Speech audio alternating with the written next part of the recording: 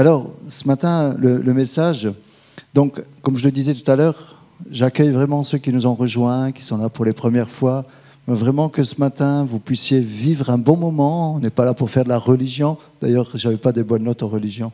Mais simplement pour dire qu'on veut parler avec ce qu'il y a dans notre cœur. Et dire tout simplement que nous croyons à un Dieu vivant. Et avec la parole de Dieu, nous allons aller plus loin dans la prière du Notre Père. Qui, ce matin, au milieu de nous, connaît la prière du Notre Père?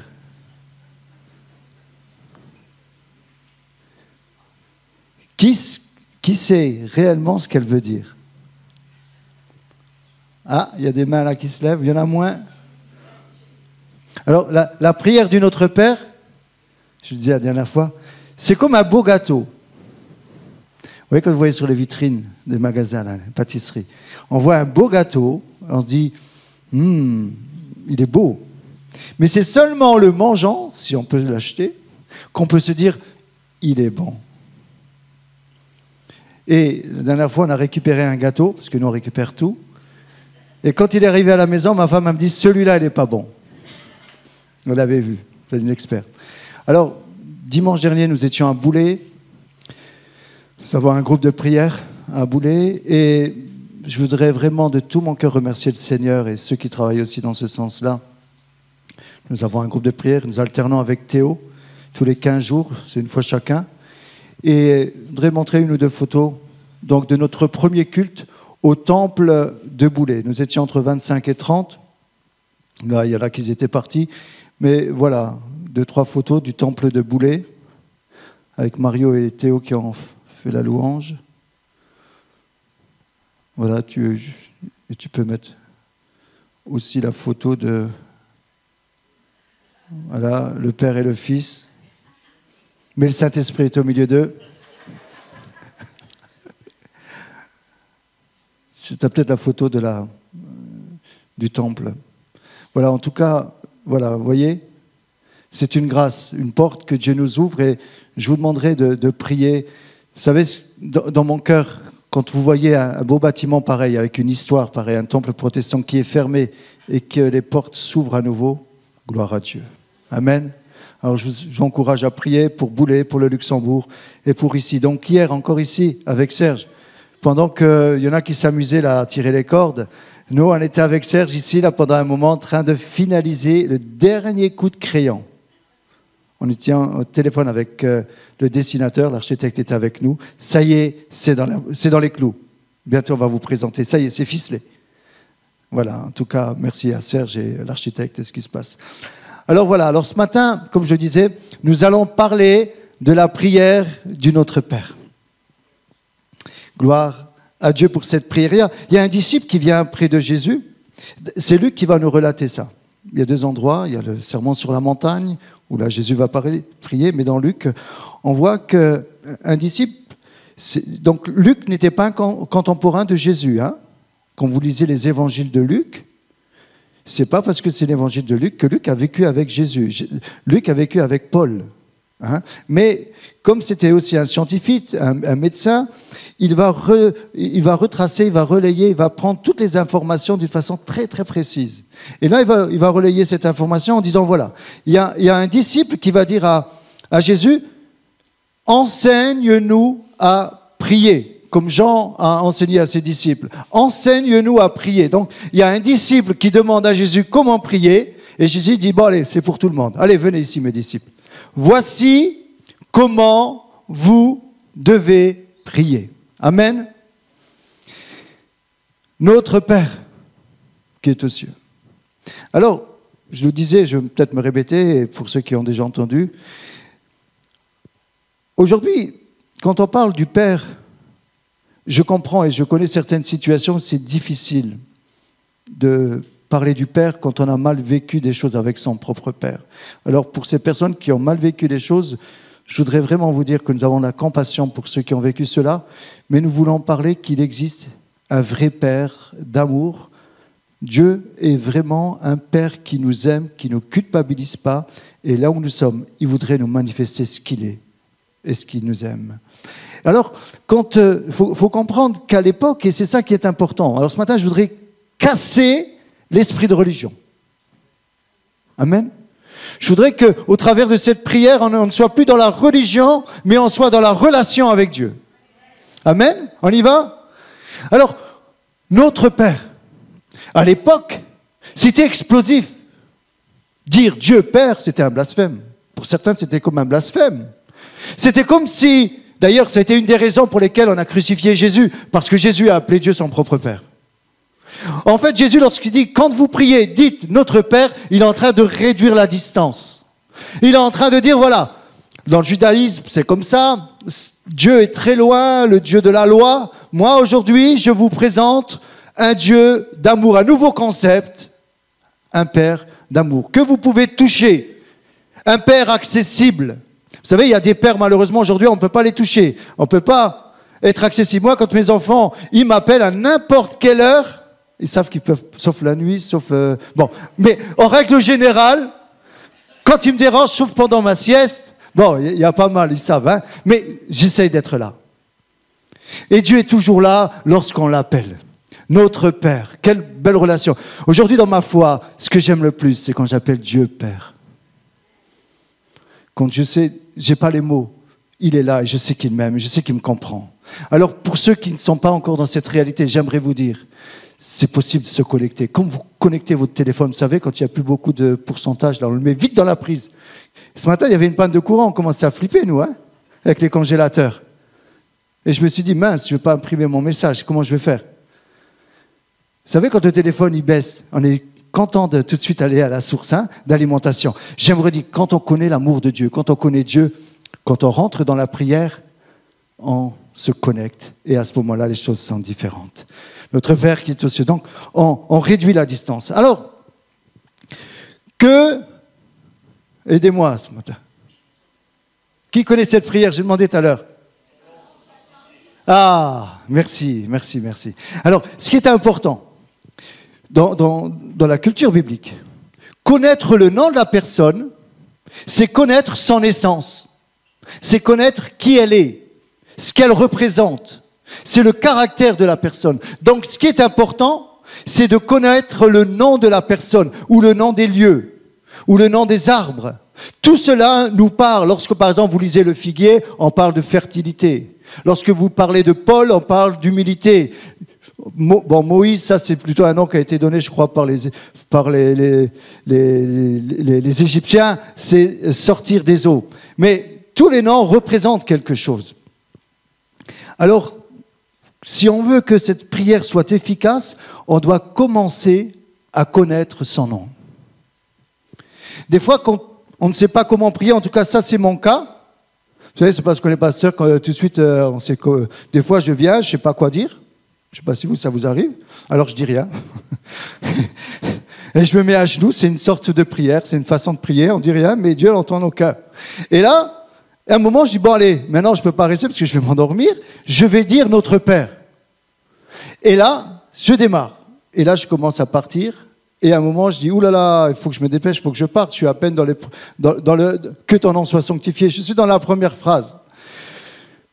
Que ton nom soit sanctifié. Le nom de Dieu, j'ai relevé 7 noms. Il y en a plusieurs, il y en a d'autres encore. Mais dans ces 7 noms, il y a Yahvé, Jiré. Yahvé, Jiré, c'est l'Éternel qui pourvoit. Donc, quand tu commences à prier, et tu dis que ton nom soit sanctifié, tu es en train de dire, Seigneur, que ton nom soit réel dans ma vie, qu'il soit vécu. Que ce nom, je puisse le vivre dans la situation de ma vie.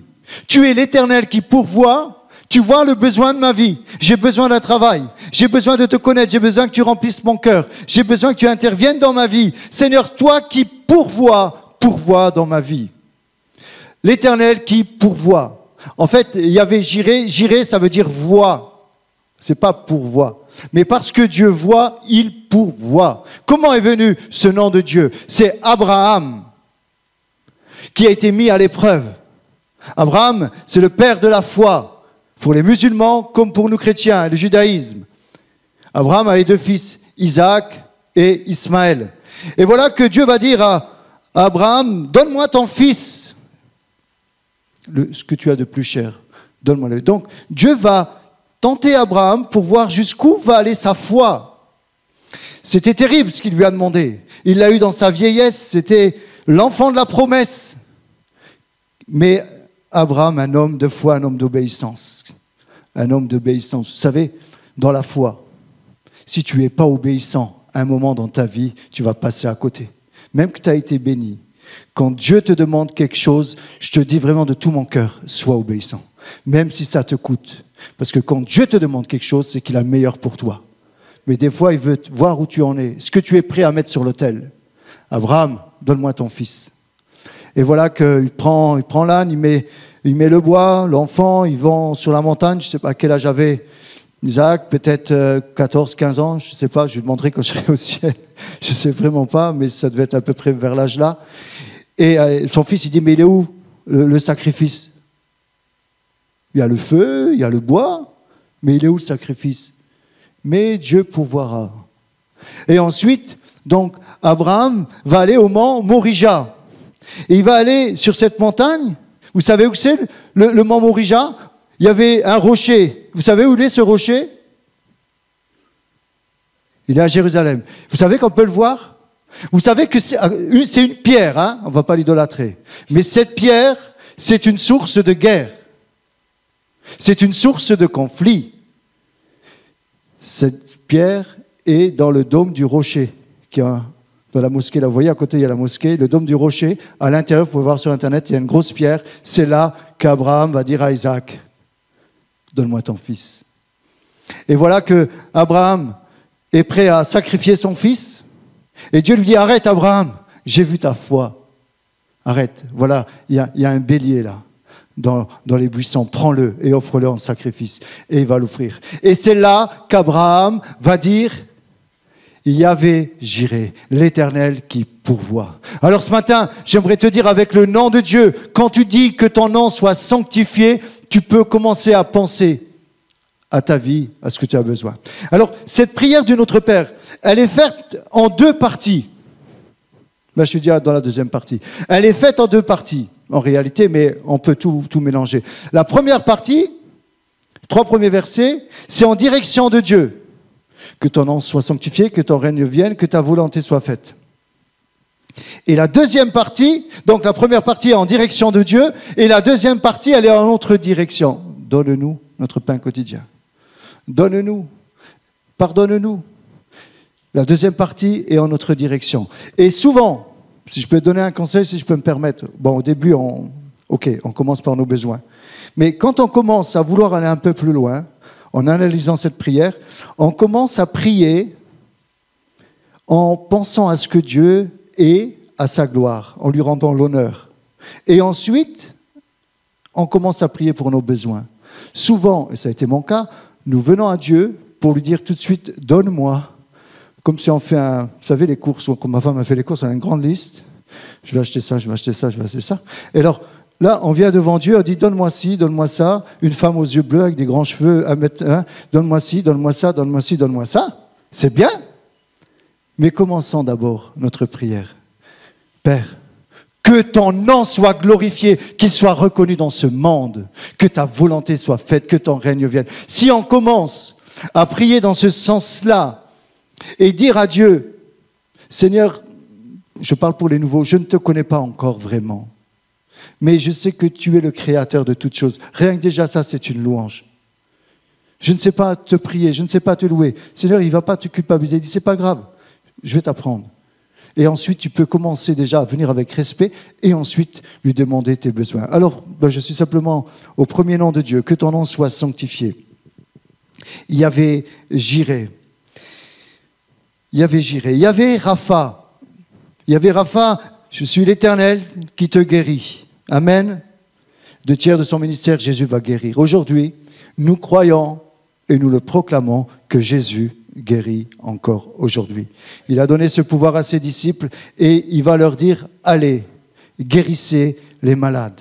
Et nous voulons aller jusqu'au bout, quelles que soient les difficultés, quelles que soient les maladies, nous voulons appliquer notre foi, notre autorité et prier pour les malades. Pourquoi? Parce que Jésus, c'est ça la croix. Jésus, à la croix, a porté toutes nos maladies, tous nos péchés. Et peut-être vous ne savez pas vraiment ce que ça représente la croix, même si vous en avez une autour du cou ou à la maison. J'aimerais vous dire La croix, c'est le moyen de communiquer avec le ciel. C'est le ciel qui a communiqué avec nous au travers de la croix. Il a envoyé son Fils. La croix, c'était le moyen de nous réconcilier avec Dieu. Pourquoi la croix? Tout simplement, il est question de sang au travers de la croix. Pourquoi? Il n'y a pas un juste, ça a été dit, pas même un seul. Lorsque Adam et Ève ont péché, le péché n'existait pas encore. Le mal est rentré. La maladie est rentrée dans le monde à ce moment-là. Et ensuite, on va voir, déjà dans le jardin, Dieu va parler au serpent. Il va lui dire, de la postérité de la femme, de Marie, viendra celui qui t'écrase la tête et tu lui briseras le talon. Briser le talon, c'est à la croix, lorsque Jésus a coulé le sang. Et donc, il fallait quelqu'un de juste, de pur, pour à nouveau rétablir le contact avec le ciel. Pourquoi? Parce que tout ce qui est péché, tout ce qui est impur, tout ce qui n'est pas saint ne peut pas aller au ciel. Donc, pour aller au ciel, il faut être saint. Mais comme on n'est pas saint, on ne peut pas y aller. Donc Dieu va dire, voilà, je vais vous donner un moyen d'être saint. Je vais vous envoyer mon Fils. Si vous acceptez ce qu'il a fait, il y a un transfert qui va se faire.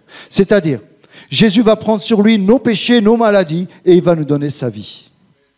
C'est ça la croix. Et lorsque tu commences à méditer sur la croix, lorsque tu commences à accepter, là tu dis, ok, c'est moi qui devais mourir, mais tu es mort à ma place. Donc aujourd'hui, dans ta vie, même si tu ne sais pas tout de la religion, et je ne veux pas parler de religion, mais de la Bible, j'aimerais te dire, essaye de réfléchir sur ce qu'est la croix. Pourquoi on parle aujourd'hui du calendrier 2025 après Jésus-Christ, avant Jésus-Christ? Jésus-Christ est venu marquer l'humanité. Pourquoi il y a des milliards de chrétiens, des millions et des millions qui ont accepté Jésus? Parce que la croix peut avoir une incidence dans ta vie. Dans ce que tu vis, j'aimerais te dire ce matin, si tu entres dans ta chambre, comme dit la Bible, lorsque tu pries, entre dans ta chambre, ferme la porte et prie ton Père qui est dans le secret et Dieu te le rendra. Donc si tu veux un contact avec Dieu, isole-toi. Prends un temps d'intimité. Moi, ça a été mon cas. Ça a été mon cas il y a plus de 35 ans. Je suis né catholique, je suis baptisé catholique, j'ai fait ma communion catholique, j'ai eu une montre en même temps, parce que j'en avais pas à l'époque. J'ai toujours respecté la religion catholique de mes parents.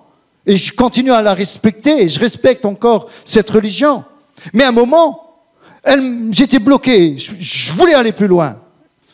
Mais voilà, on ne m'avait pas parlé d'ailleurs de cette prière de cette façon. Et à un moment, j'ai commencé à provoquer Dieu.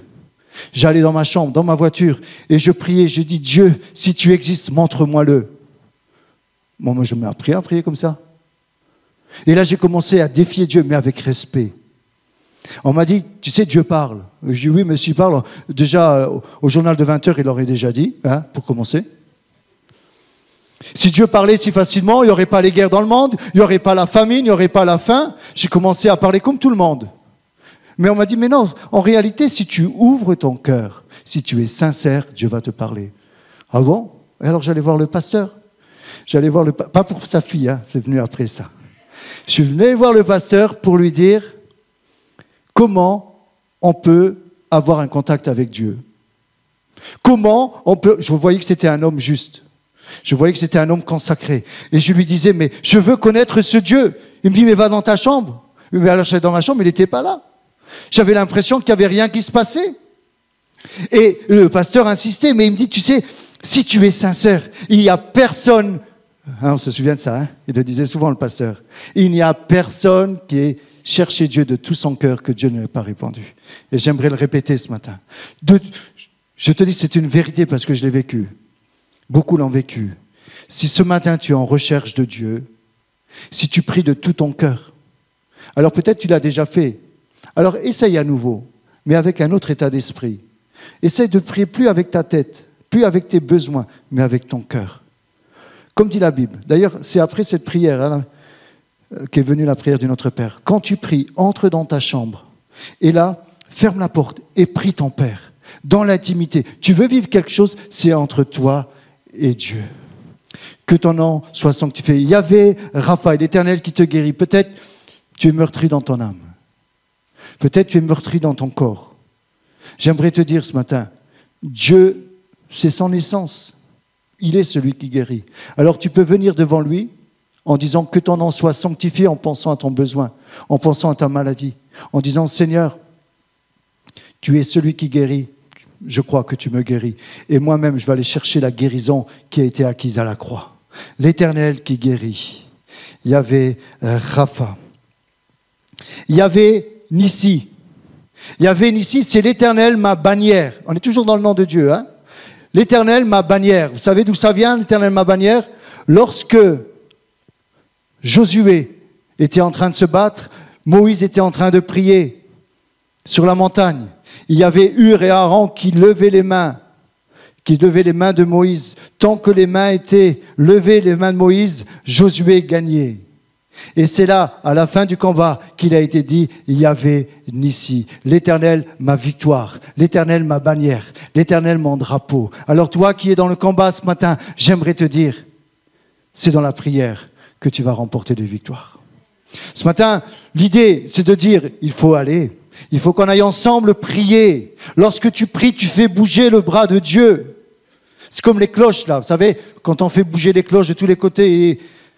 Mais souvent, on prie tout en pensant à nos besoins, tellement ils sont urgents, tellement ils sont importants. Et on est un petit peu focalisé. C'est comme on est devant l'arbre qui cache la forêt. On est là avec nos besoins, on prie, on est comme un arbre et on pense qu'il n'y a plus rien derrière. Éloigne-toi. Prends du recul et tu verras que Dieu parle. Il y avait ici l'Éternel qui, notre drapeau, notre victoire. Il y avait Shalom. Shalom. Que la paix de Dieu soit avec vous. Il est le Dieu de paix. Alors quand tu dis que ton nom soit sanctifié et que tu manques de paix, et que tu es troublé, que tu es dans l'inquiétude, commence tout simplement à proclamer qu'il est le prince de la paix. Jésus va dire plusieurs fois à ses disciples, soyez en paix, n'ayez pas peur.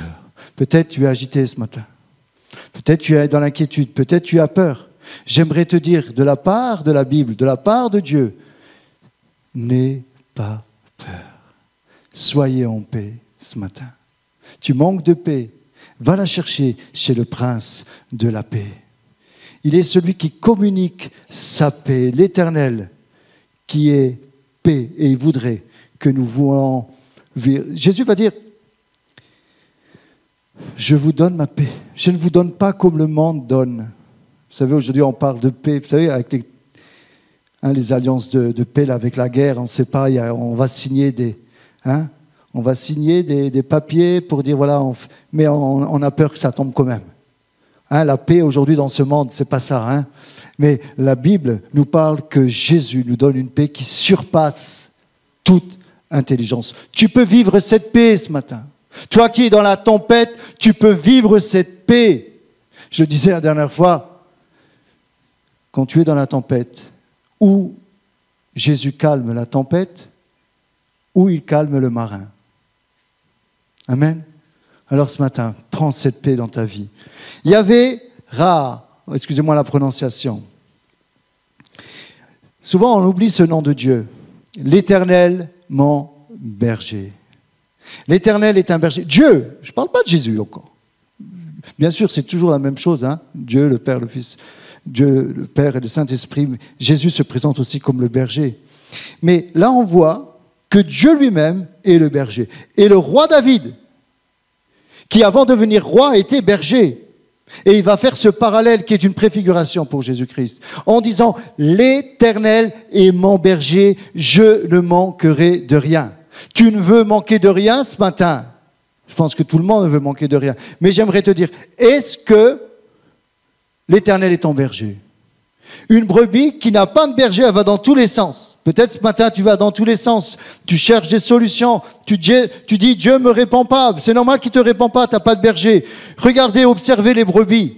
Quand elles veulent se diriger par eux-mêmes, quand elles sont seules, elles sont perdues. Elles ont besoin d'un berger. Dieu nous a créés. Dieu, c'est notre créateur. Il veut être en relation avec sa créature. Et ce matin, il y a un rendez-vous pour ta vie. Il veut être en relation avec toi. En un mot, il te dit ce matin, je veux être ton berger. Est-ce que tu veux être ma brebis? Si tu veux, rentre dans le troupeau. Et là, je te conduirai dans des gras pâturages. L'Éternel est mon berger, je ne manquerai de rien. Gloire à Dieu. Il y avait, excusez-moi la prononciation, Tzidkenu, l'Éternel, notre justice. Parlons la dernière fois de la justice de Dieu. Aujourd'hui, nous sommes justifiés, comme Mario l'a dit, par le sang de Jésus. En réalité, nous sommes déclarés justes. C'est comme si nous n'avions pas de péché. Si tu acceptes le sang de Jésus, tu es justifié par le juste. Mais ce qu'on oublie aujourd'hui, c'est la justice de Dieu. On s'éloigne, je crois, et j'ai été repris à ce niveau-là en tant que pasteur, qu'on parle beaucoup de l'amour de Dieu, et ce qui est tout à fait juste, et il faut en parler, j'en parle ce matin. Mais on n'équilibre pas assez avec la justice de Dieu. On oublie que nous avons un Dieu 3 fois saint, un Dieu de justice, un Dieu qui condamne les mauvaises actions. Si tu ne te repens pas, la croix, en fait, c'est quoi? Il y a le pardon. Mais lorsque tu pèches, la croix est là, mais il faut que tu te repentes, il faut que tu reviennes à la croix. Mais si tu ne viens pas à la croix, tu restes sur la grâce et sur l'amour de Dieu et tu continues dans tes péchés, dans ta misère, dans ce que tu fais, dans tes critiques, dans tout ce qui n'est pas la gloire de Dieu, tu crois que tu seras pardonné? Non! Faut arrêter avec ce Dieu de grâce. C'est le Dieu de grâce, mais le Dieu de la justice. La grâce est un temps qui t'est donné pour aller à la croix et te repentir. Pourquoi on est si pauvre des fois dans notre foi? Tout simplement, oh, il est le Dieu de grâce, il est le Dieu souverain, il tient tout dans ses mains. Amen, amen, amen, je suis d'accord. Mais n'oublie pas que c'est le Dieu de justice. Et lorsque tu as péché, va te repentir. Pourquoi? Parce que la repentance va te libérer. Si tu as un péché caché dans ta vie, si tu es dans le péché, abandonne le péché. Pourquoi? Parce que le diable te tient. Il a un droit dans ta vie au travers du péché. Et Jésus souffre lorsqu'il te voit tenu par des péchés. Alors, je t'encourage à te dépêcher, à lâcher le péché. C'est important de comprendre que nous avons un Dieu de justice. Autant Dieu est amour, autant il est justice. Alors comprenons qu'on ne joue pas avec Dieu. David, le roi David a eu peur de Dieu. Ah bon? Oui, il a commencé à craindre Dieu. Il y avait l'arche de l'Alliance qui était transportée. Il l'avait mis sur un char, alors qu'il devait le porter normalement. Il l'avait mis sur un char, et voilà que le char, il passe. Il y avait sans doute un trou. Elle se déséquilibre, et Uza, un homme bien intentionné, peut-être tu es bien intentionné, mais ça ne suffit pas, bien intentionné, il a voulu redresser l'arche pour pas qu'elle tombe. C'était bien, non? Il a été foudroyé. David, il a eu peur. Il a été foudroyé. Mais Dieu est amour, non? Et Dieu, pourquoi tu l'as foudroyé, toi qui es amour? Dieu est justice. On ne peut pas toucher à la sainteté de Dieu. On ne touche pas comme ça à la sainteté de Dieu, à la justice de Dieu. Ce matin, j'aimerais te dire, il faut trembler devant Dieu. Tu dois trembler devant Dieu. Et tu dois te réjouir en même temps. Et quand tu commences à avoir une attitude d'humilité, tu sens l'amour venir. Tu sens l'amour. Quand tu es dans l'humilité, tu sens l'amour. Quand tu es dans l'orgueil, ton cœur se durcit et tu n'entends plus la voix de Dieu. Alors ce matin, je t'encourage simplement à méditer que nous avons un Dieu de justice et de sainteté. Amen. Que ton nom soit sanctifié. Amen. Que ton nom soit sanctifié. Je voudrais aller plus loin ce matin. Que ton règne vienne. Que ton règne vienne dans mon cœur. Quand tu dis que ton règne vienne, à quoi tu penses dans cette prière du Notre Père? Que ton règne vienne dans l'Église. Là où Dieu règne, la volonté de Dieu est faite. Le royaume de Dieu a été instauré sur terre avec la venue de Christ. Ce royaume est présent en chacun de ceux qui croient en Jésus. Quand on dit que ton règne vienne, on est en train d'appeler le règne de Jésus dans les cœurs. Jésus va commencer son ministère souvent avec des paraboles. Il va dire, le royaume de Dieu est. Le règne de Dieu. Donc, Jésus nous invite à prier pour que son règne vienne dans nos cœurs, dans l'Église, dans ce que nous vivons. La prière de l'Église consiste à demander que Christ vienne établir son règne de justice, de paix sur tout le monde, sur toutes les nations, dans notre pays, dans notre Église, dans nos cœurs, dans nos vies. Que ton règne vienne dans la vie de ceux qui nous entourent, afin qu'ils connaissent leur Créateur et notre Sauveur, qui est mort et ressuscité pour eux. Que ton règne vienne, que ma vie soit un reflet de sa gloire. Ce règne que nous demandons est celui promis dans les prophètes par lequel Dieu établira sa volonté sur la terre comme elle est au ciel. Ces deux requêtes s'accompliront parfaitement le jour où le roi reviendra pour établir son royaume terrestre. Lorsque tu dis que ton règne vienne, tu es en train de prier pour le retour de Jésus et tu ne le sais pas. Tu es en train de dire Maranatha, Jésus revient. Quand tu dis ton règne vienne, Seigneur, tu vois toutes ces guerres, tu vois la rébellion, tu vois où est arrivé ce monde, que ton règne vienne. Viens Jésus régner. Jésus revient bientôt. Il est venu comme ce petit agneau dans cette étable. On l'a rejeté. Jésus a dit, ok, je vais aller au bout de ma mission, comme cet agneau. D'ailleurs, Jean-Baptiste va dire, voici l'agneau de Dieu. Il s'est offert lui-même. Jésus va mourir, va ressusciter. Il va monter au ciel et va dire à ses disciples, je reviendrai. Je vais revenir. Les disciples pensaient qu'il allait revenir là bientôt. 2000 ans sont passés. Et aujourd'hui, nous pouvons dire, par rapport aux prophéties qui s'accomplissent sous nos yeux, que Jésus revient bientôt. Es-tu prêt? Es-tu prêt? Est-ce que tu es en règle? Est-ce que tu as ton passeport pour le ciel? Tu crois parce que tu chantes des louanges, tu vas aller au ciel? Même que tu as pris ton baptême? Mais tu rigoles ou quoi? Tu peux prendre ton baptême sans réaliser que Jésus est mort pour toi. Le baptême, c'est que tu meurs avec Jésus et tu ressuscites avec lui et tu lui donnes ta vie. Et ton nom est inscrit dans le royaume de Dieu. Aujourd'hui, on oublie cette réalité. Est-ce que ton nom est inscrit dans le royaume de Dieu, dans le livre de vie? Nous sommes en train d'accompagner des personnes en fin de vie. Ma prière, mon souci, c'est que le nom soit inscrit dans le livre de vie. Parce que quand on meurt, on passe devant le trône. Et si ton nom n'est pas inscrit, tu iras où? L'enfer existe, mais le paradis aussi. C'est pour ça que notre message, c'est la Bible qui nous le dit, dans cette prière. Jésus dit, voici comment vous devez prier. Que ton règne vienne. Que Jésus vienne régner dans ta vie ce matin. Que ton règne vienne. Que ta volonté soit faite sur la terre comme elle est faite dans le ciel. Ça veut dire quoi? Je vous dis, combien de fois, des centaines de fois, j'ai fait cette prière. Quand j'avais pas fait encore cette expérience, je le dis souvent, hein. Souvent ça a été une prière machinale. Alors peut-être tu fais cette prière et tu te dis, oui, mais moi je prie. Tu pries machinalement, je le disais, hein. Je me rappelle de cette prière particulière. Avant d'avoir un travail, je faisais cette prière de Notre Père et une fois on faisait un match de foot, un Romain, je l'ai déjà raconté, et je voulais gagner ce match à tout prix. J'étais concentré sur la victoire, pas sur Jésus, mais je voulais que Jésus m'aide. Alors, pendant tout le temps, dans les buts, j'étais en train de dire, notre Père qui est aux cieux, que ton nom soit sanctifié, que ton règne vienne. Vite, Jésus, vite, il faut qu'on marque, vite. Mais j'ai ajouté des paroles, hein.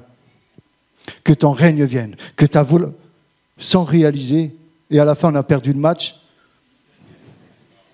Si on avait gagné, j'aurais dit, ça marche la prière de notre Père, hein. Souvent, on prie machinalement, et ceux qui nous l'ont enseigné, je ne les critique pas, parce qu'ils reproduisent ce qu'on leur a enseigné. Mais j'aimerais vous dire, quand tu dis que ta volonté soit faite sur la terre comme au ciel, la volonté de Dieu, c'est que sur la terre, dans ce que tu vis sur la terre, ce soit comme au ciel. C'est ça que ça veut dire. Dans le ciel, c'est parfait. Dans le ciel, il n'y a pas la maladie.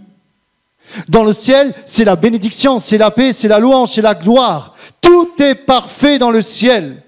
Et ce que Dieu voudrait dans ta vie, c'est que cette réalité du ciel, elle est sur la terre dans ta vie. Et quand tu dis que ta volonté soit faite sur la terre, c'est dans ce que tu vis, que ce soit fait comme dans le ciel. Donc c'est à toi d'aller chercher ces réalités qui sont dans le ciel et les mettre dans ta réalité de la terre dans laquelle tu vis. Que ta volonté soit faite, c'est parfait, tu es dans le combat. Va chercher la victoire dans le ciel et tu la ramènes dans ta vie. Que ta volonté, bien sûr que la volonté de Dieu, c'est que tu sois sauvé, que tu sois béni, que tu sois guéri, mais que tu sois sauvé. Sauver, c'est guérir, et sauver, c'est la même étymologie. C'est dans la prière que tu vas commencer à vivre des choses. Alors, tu sais pas prier, ok, tu pourras réécouter cette prière et prendre comme modèle. Lis Matthieu, lis Luc, il nous parle de la prière. D'ailleurs, Luc, il va souvent nous parler de la prière. Jésus va souvent nous parler de la prière. Que ton règne vienne, que ta volonté soit faite sur la terre comme au ciel. Donne-nous aujourd'hui. Est-ce que, moi je me suis repris, hein, vous savez, je suis le premier à être concerné. Hein. Alors franchement, s'il y en a un que je vous pointe pas, vous savez, quand on pointe quelqu'un du doigt, hein, il y a un doigt qui est pointé vers la personne et il y en a 4 qui sont pointés vers nous. Donc je suis le premier à me pointer ce matin. Donne-nous notre pain quotidien. Qui prie aujourd'hui pour son pain quotidien? Est-ce que tu écoutes la prière de Jésus? Est-ce que tu te dis, oui, mais moi, je me lève le matin, je travaille pour mon pain quotidien. Gloire à Dieu. Quand tu dis, donne-moi mon pain quotidien, c'est donne-moi un travail pour acheter mon pain. C'est donne-moi la santé pour acheter mon pain, pour pouvoir vivre. Donne-nous notre pain de ce jour. On doit avoir une attitude d'humilité, même si tu es l'homme le plus riche de la terre, tu reconnais que c'est Dieu qui t'a tout donné. On le voit avec, pas l'homme le plus riche, mais Nebuchadnezzar, quand Dieu va tout lui envoyer, il va être comme une vache, il va brouter l'herbe. Bon, je ne rentre pas dans tous les détails. Mais j'aimerais te dire, tout ce que tu as, devant Dieu, ose dire que c'est lui qui te l'a donné. Ça, c'est l'humilité. Et quand tu commences à dire, même que tu as une Rolls-Royce, ce n'est pas le problème de la Rolls-Royce, mais reconnais que c'est lui qui te l'a donné. Oui, tu peux avoir une Rolls-Royce si tu veux. Et il y en a qui prêchent ça. Hein. Bon, moi, je ne suis pas pour cette marque-là, je suis plutôt pour Opel, c'est moins cher. Mais ce n'est pas la question. Quel que soit le bien que tu as, ce n'est pas un problème. Le problème, c'est que tu ne reconnais pas que tout vient de Dieu. Et si tu commences dans les petites choses à reconnaître que c'est Dieu qui t'a donné la santé, que c'est Dieu qui te donne tout, tu vas voir la bénédiction grandir. Et tu ne seras plus attaché à la bénédiction, tu seras attaché à celui qui te l'a donné. Amen. Donne-nous notre pain. Alors, dans le pain quotidien, cette demande de nourriture nous enseigne à respecter l'honnêteté dans le travail. Nous n'avons pas à demander, il y a beaucoup de proverbes qui nous en parlent de cela, nous n'avons pas à demander le pain des autres, ni celui du mensonge, ni celui de la paresse. Si tu commences à magouiller et en même temps tu dis donne-moi mon pain quotidien, Dieu te dit mais c'est pas tout à fait ça que j'enseigne. Moi j'enseigne l'honnêteté. Tu veux que je te donne mon pain même si tu es pauvre. Je n'ai jamais vu le pauvre mendier son pain. Même si tu n'as rien et tu commences à dire Seigneur honnêtement je veux gagner mon pain. Honnêtement, je veux travailler, je ne veux pas profiter du système. Il y en a qui profitent du système aujourd'hui. Vous croyez que c'est juste? Même si tu ne fais pas la prière du Notre Père, même si ta conscience n'est pas effleurée et tu profites du système, tu penses que c'est juste. Peut-être j'en heurte certains. Alors pour ceux qui sont là pour la première fois, veuillez m'excuser. J'ai l'habitude de matraquer mes chrétiens et ce que j'ai remarqué, c'est qu'ils m'aiment toujours. Gloire à Dieu. Et moi aussi. C'est important parce que aujourd'hui, la valeur du travail, c'était une valeur chez les Huguenots, chez nos pères, chez les protestants. Vous savez, quand il y avait la persécution des chrétiens, des Huguenots, on se les arrachait en Allemagne, un peu partout.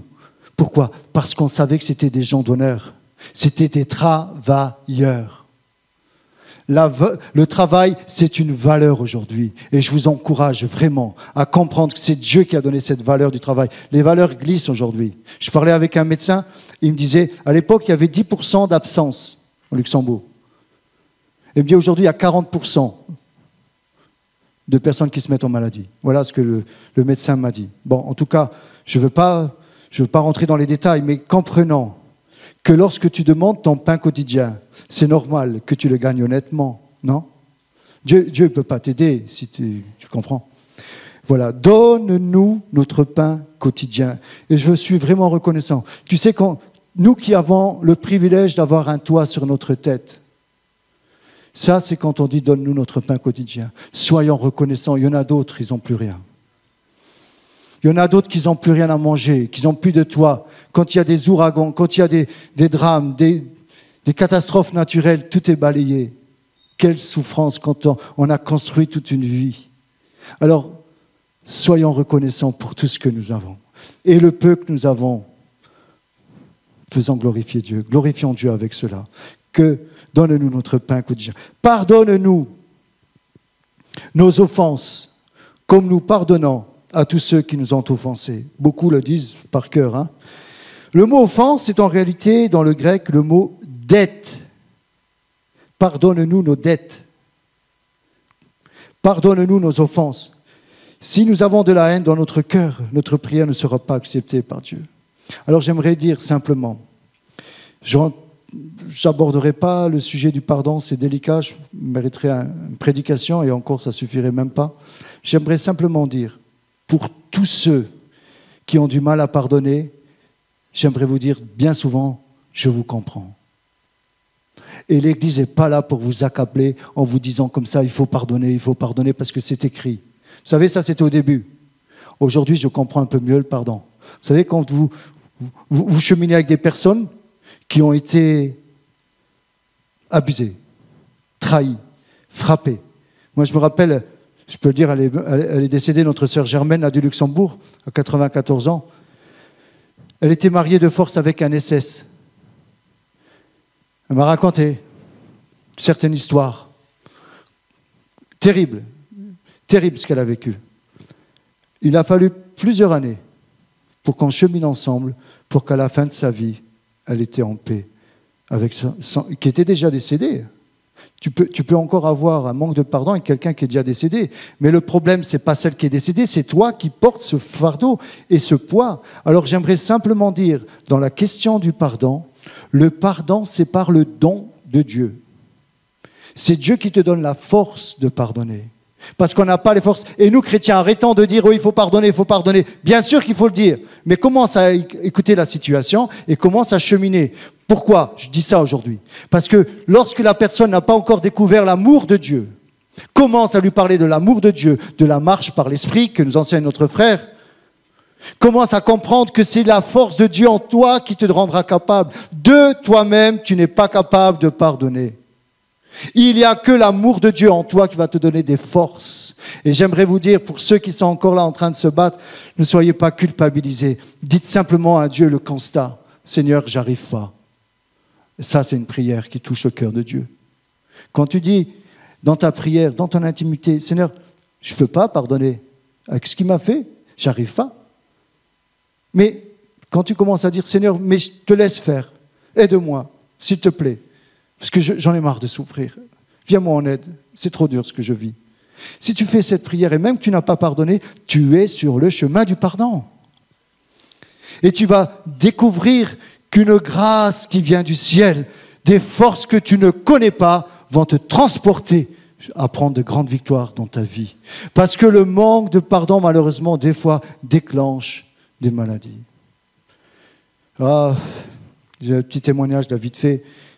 Tant que je me suis tu, c'est Ecclésiaste qui dit ça, tant que je me suis tu, mes os se consumaient. Vous connaissez cette parole?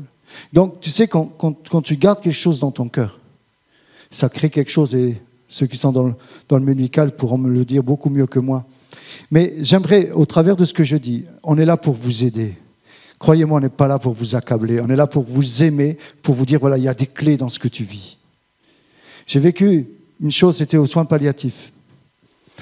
Personne jeune, je crois que c'était 38 ans, 38 ou un peu plus, je ne sais plus exactement, qui avait un cancer, le cancer des os.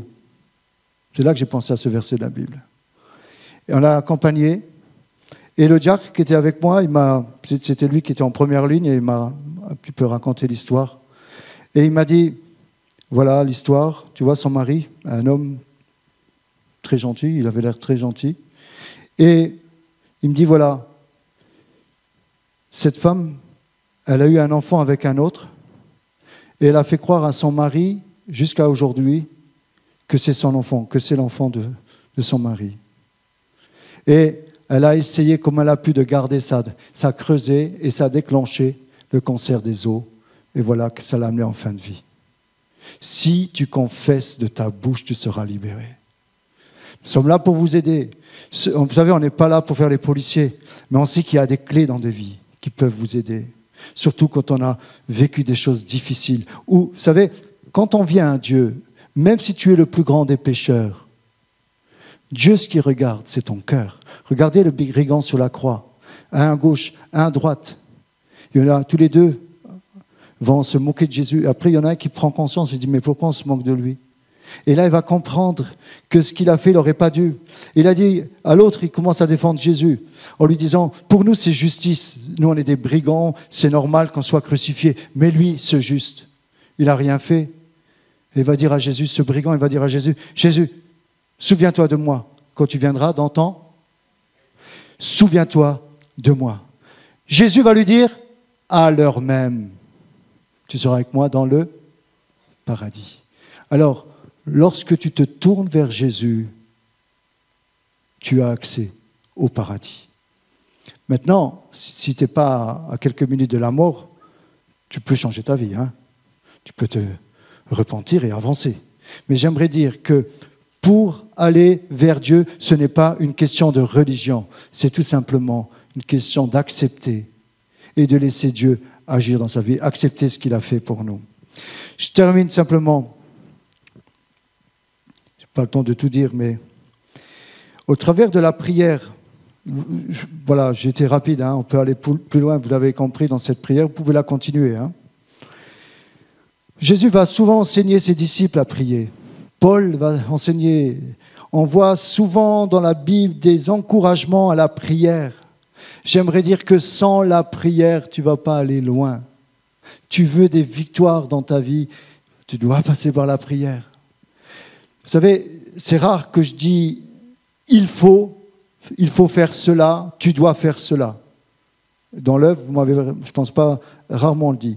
Mais là, j'aimerais dire ce que Jésus va dire. Jésus, dans Luc 18:1, Jésus leur adressa une parabole pour montrer qu'il faut toujours prier et ne point se relâcher. Donc, Jésus lui-même leur adressa pour montrer qu'il faut toujours prier et ne point se relâcher. Et il dit, voilà, il y avait dans une ville un juge qui ne craignait point Dieu et qui n'avait d'égard pour personne. Et là, vous pourrez lire le juge inique. Il y avait une veuve qui allait voir le juge. Le juge, il ne craignait pas Dieu. Et elle dit, tous les jours, elle venait lui casser la tête, elle lui rompre la tête en lui disant, fais-moi justice de ma partie adverse. Le juge, il dit, bon, tu peux, laisse-moi tranquille. Il n'a même pas essayé de comprendre. Mais à un moment, le juge, il s'est dit, comment ça me rompt la tête, Bon, allez, vous savez, les enfants, sauf mes enfants, là, Marion, elle est où? Quand elle voulait des trucs quand elle était petite, elle ne lâchait pas les baskets. Ça vous arrive encore? Ou Timothée? Papa, donne-moi ça, donne-moi. À moi, on dit, allez, tiens, allez, tiens, allez, laisse-moi tranquille. Mais par contre, ne lui dites pas, allez, va devant la télé, laisse-moi tranquille. Ça, non, Ou tiens le portable. Non. Tiens la tablette. Non. Tiens, prends ce que tu veux, là. OK? C'est ce qui s'est passé.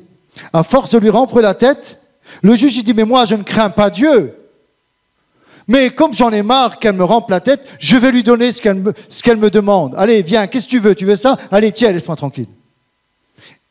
Jésus va prendre cet exemple pour dire, ça c'est un juge unique, mais moi, le Père, je suis droit, je suis le Dieu de justice. Si tu me demandes avec persévérance, je te donnerai.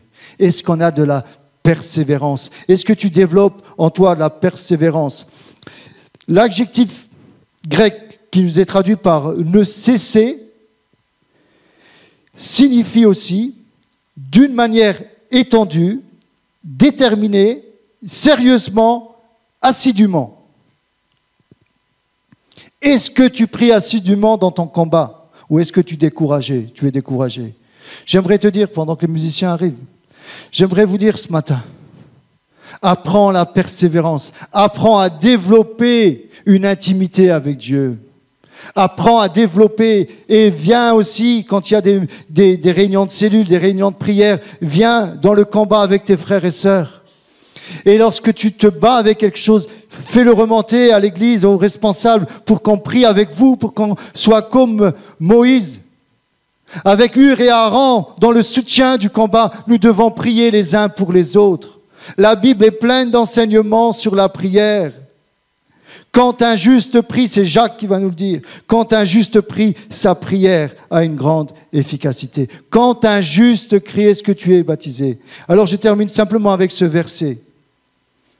Est-ce que tu veux ce matin que le ciel s'ouvre dans ta vie quand tu pries? Est-ce que tu veux prendre comme modèle ce matin Jésus? Est-ce que tu es dans une situation dans ta vie où tu voudrais que le ciel s'ouvre? On peut le lire dans Luc 3, 21, je termine avec ce verset. Tout le peuple se faisait baptiser. Jésus fut aussi baptisé. Et pendant qu'il priait, le ciel s'ouvrit. Et le Saint-Esprit descendit sur lui, sur une forme corporelle comme une colombe. Ma prière ce matin, c'est que le ciel s'ouvre dans ta vie. Le ciel s'ouvre. J'ai cette image, comme une fenêtre vers le ciel. C'est comme si, voilà, le toit s'ouvrait, on prie, le toit il est fermé, et voilà que spirituellement, essayez d'avoir cette image. C'est comme notre prière ouvre le toit, et ça monte. Ce matin, reprends courage dans la prière. Même si tu ne sais pas prier, c'est pas grave. Dis avec ce que tu fais, avec ce que tu as dans le cœur, c'est pas grave. Prie. Prie. Dieu entend ton cœur. Dernier témoignage. Voici comment vous devez prier. Je le disais la dernière fois. Accompagné aussi une personne de 28 ans en fin de vie. On a correspondu par téléphone. J'ai été le voir aussi plusieurs fois en chambre stérile. Son amie qui était avocate me connaissait parce que j'avais présenté à quelqu'un. Il m'a dit, mon chéri veut rencontrer un pasteur. Il ne veut pas un curé, il veut un pasteur. Elle l'a respecté, elle était catholique. Et elle me dit, voilà, je sais que tu peux peut-être l'aider. J'ai dit, ok, pas de problème. Et j'ai commencé à le suivre. Et effectivement, la maladie était vraiment avancée. Je croyais vraiment tout mon cœur qu'il allait guérir. Même lui. On a prié de tout notre cœur. Et voilà, encore aujourd'hui, je travaille pour qu'on ait plus de fruits, plus de résultats. Mais des fois, il y a des réalités qui nous dépassent. Et je lui dis, écoute, tu vois cette chambre stérile? Essaye de la regarder comme ta chapelle. Essaye de penser que Dieu est là avec toi, à côté de ton lit. Je lui ai donné une Bible. Ils ont désinfecté. Pas le message, mais l'extérieur. Et je lui ai dit, écoute, il fallait aller droit au but. Hein. On parle d'éternité, là. On parle d'une vie qui peut être sauvée. Je lui ai dit, écoute, quand tu pries, ouvre ton cœur. Mais il faut que tu pries de tout ton cœur. Il n'avait plus rien à perdre. Il me dit, ok, je vais prier de tout mon cœur. Et je dis, et vraiment, il faut que Dieu te parle. Quand tu pries, tu ouvres la Bible. Tu dis à Dieu, je ne connais pas grand-chose, mais parle-moi à travers ta parole. Il va prendre la Bible. Il va l'ouvrir. Il va d'abord faire cette prière à Dieu, dire, voilà, je ne sais pas prier. Comment je dois prier? Il ouvre la Bible. Il tombe sur ce passage de Matthieu. Voici comment vous devez prier. Notre Père qui est aux cieux. Amen. Il m'a appelé. Le salut était entré dans son cœur. Il venait d'avoir un contact avec le ciel. Il venait d'avoir un contact avec le ciel. Et quand il est parti, il y avait les anges autour de son lit. J'étais pas présent. Il y avait des enfants, pensant que c'est des anges. Il y avait le corps médical qui était là. Il y avait la famille qui était là. Moi, j'étais au Luxembourg, ils n'ont pas osé m'appeler.